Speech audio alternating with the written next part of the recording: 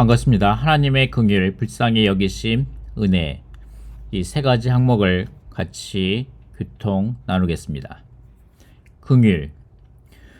로마서 9장 16절은 그러므로 이것은 원하는 사람에게 속한 것도 아니고 다름질하는 사람에게 속한 것도 아니고 오직 긍휼히 여기시는 하나님께 속한 것입니다. 라고 말한다. 긍휼은 하나님의 속성들 가운데 가장 멀리까지 미치는 것이다. 긍휼은 은혜보다 더 멀리까지 미친다. 하나님의 사랑은 그분의 은혜만큼 멀리 미치지 않으며 그분의 은혜는 그분의 긍휼만큼 멀리 미치지 않는다. 만일 내가 좋은 상태에 있고 내 위치가 어떤 이의 위치와 부합할 때 그가 내게 선물을 준다면 그것은 은혜이다. 그러나 내가 가련한 상태에 있고 내 위치가 그와는 비교도 안 되는데 그가 내게 무언가를 준다면 그것은 긍휼이다. 만일 내가 그에게 사랑스러운 친구로서 다가갔을 때 그가 내게 선물을 준다면 그것은 은혜이다. 그러나 내가 가난하고 더러운 거지이고 스스로 아무것도 할 수 없는데 그가 내게 선물을 준다면 그것은 긍휼이다. 이것은 하나님의 긍휼이 그분의 은혜보다 훨씬 더 멀리까지 이른다는 사실을 설명해 주는 예들이다. 은혜는 오직 그것에 부합하는 상태까지만 이른다. 그러나 긍휼은 더 멀리까지 나아가서 가련하여 은혜를 받을 자격이 없는 상태까지도 이른다. 우리의 천연적인 상태에 의하면 우리는 하나님으로부터 멀리 쫓겨나 있으며 그분의 은혜를 받을 자격이 전혀 없다. 우리는 오직 그분의 긍휼만을 받을 자격만 있을 뿐이다. 하나님의 긍휼은 사람의 좋은 상태에 달려있지 않다. 오히려 하나님의 긍휼은 사람이 가련한 상태에 있을 때 나타난다. 이것은 그분의 은혜 너머까지 미친다. 우리에게 이른 것은 바로 하나님의 긍휼이다. 우리 중 아무도 그분의 은혜에 부합하는 상태에 있지 않다. 우리는 너무나 비천하고 가련해서 하나님의 긍휼이 우리의 타락한 상태까지 이르러야 할 필요가 있었다.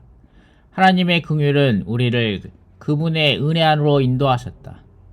이것을 깨닫는 것이 얼마나 필요하며 그분의 긍휼로 인해 하나님께 경배하는 것이 얼마나 필요한지, 심지어 우리가 구원을 받고 하나님의 생명의 풍성을 함께 누리고 난 후인 지금도 여전히 우리는 어떤 점에서 하나님의 긍휼이 우리에게 이를 필요가 있는 상태에 있다.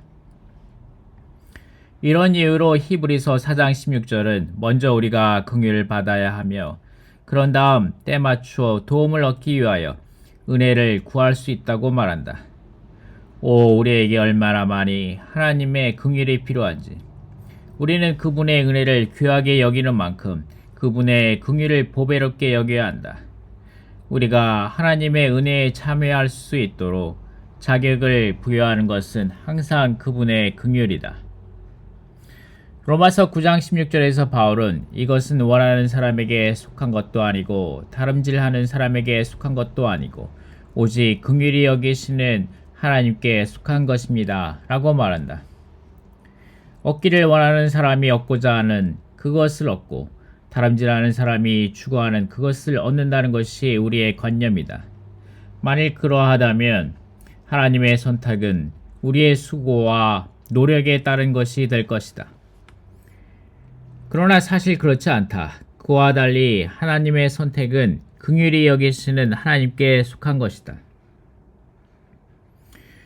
우리는 원하거나 다름질할 필요가 없다. 왜냐하면 하나님께서 우리를 긍휼히 여기시기 때문이다. 우리가 하나님의 긍휼을 안다면 자신의 노력을 신뢰하지 않을 것이다. 또한 자신의 실패에 대해 실망하지도 않을 것이다. 우리는 하나님의 긍휼로 인해 비참한 상태에 대해 소망을 가질 수 있다.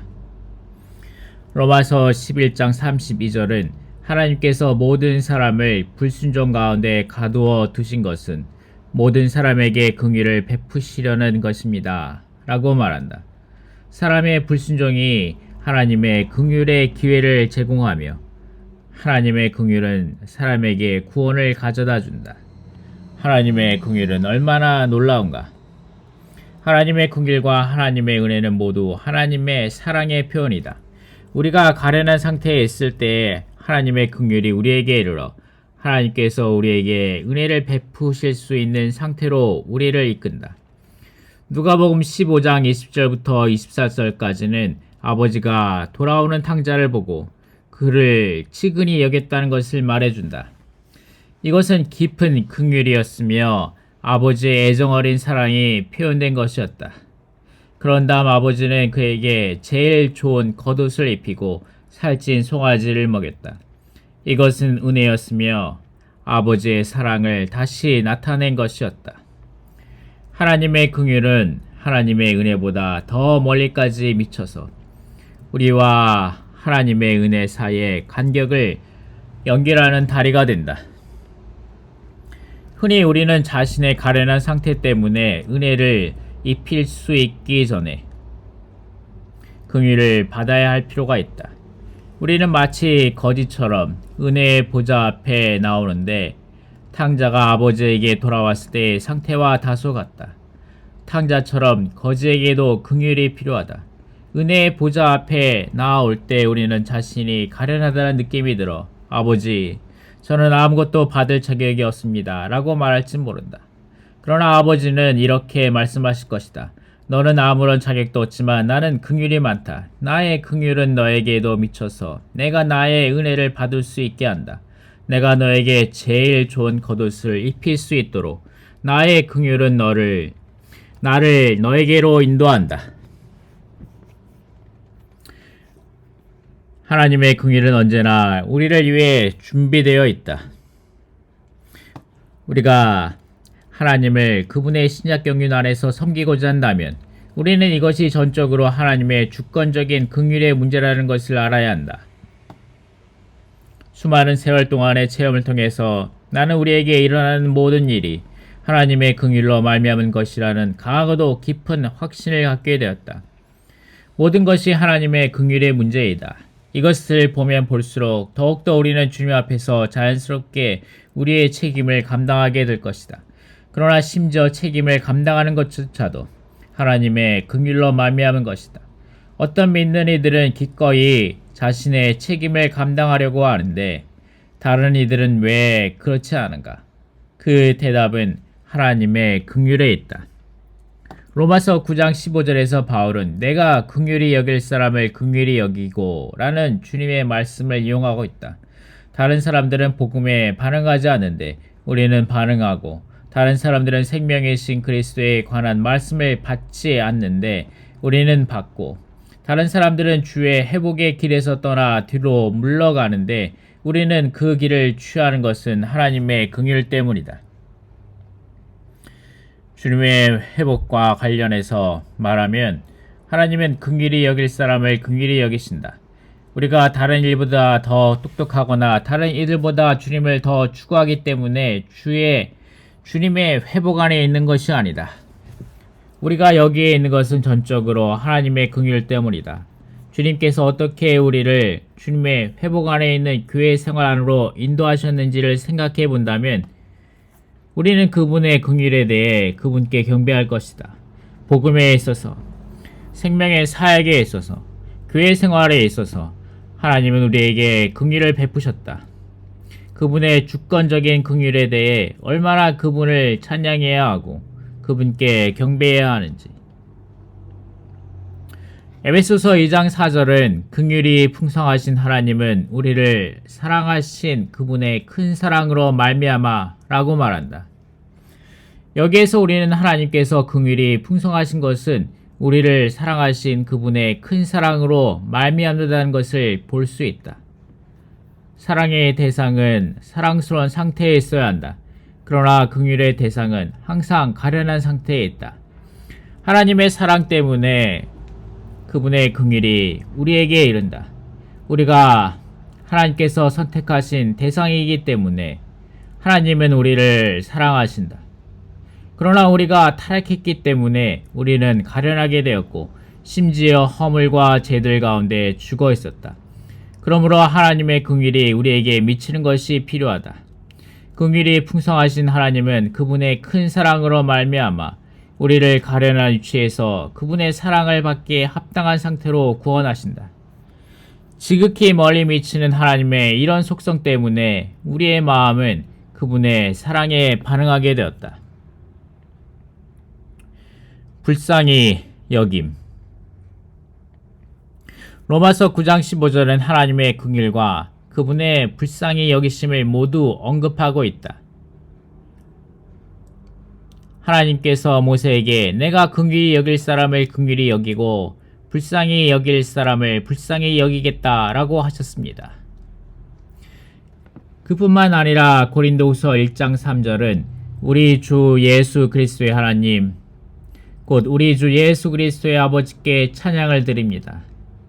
그분은 자비의 아버지시요 모든 위로의 하나님이십니다 라고 말한다.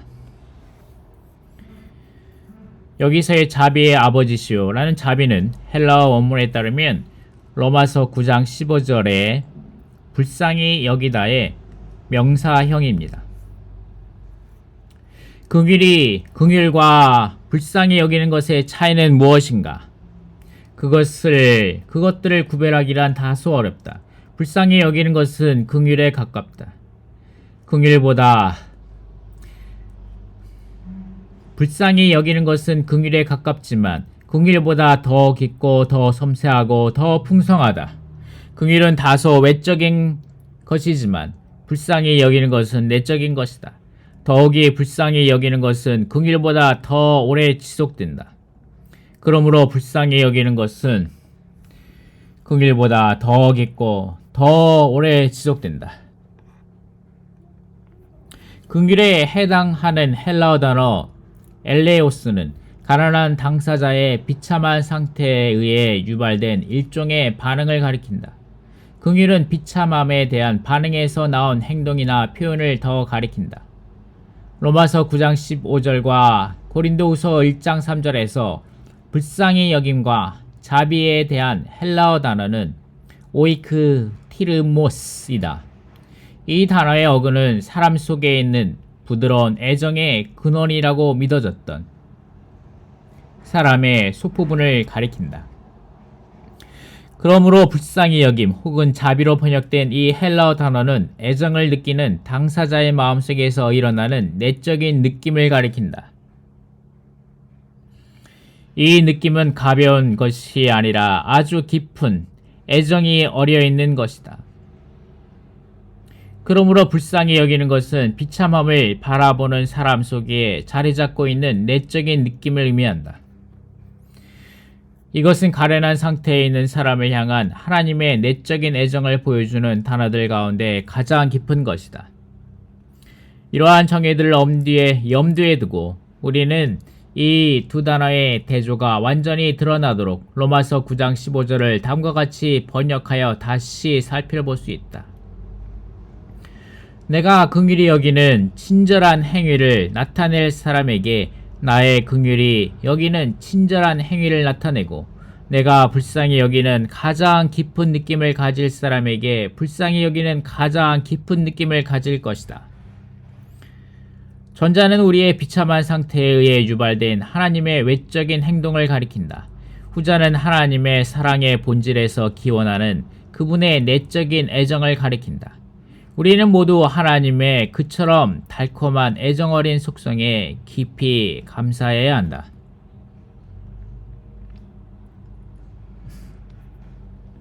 은혜.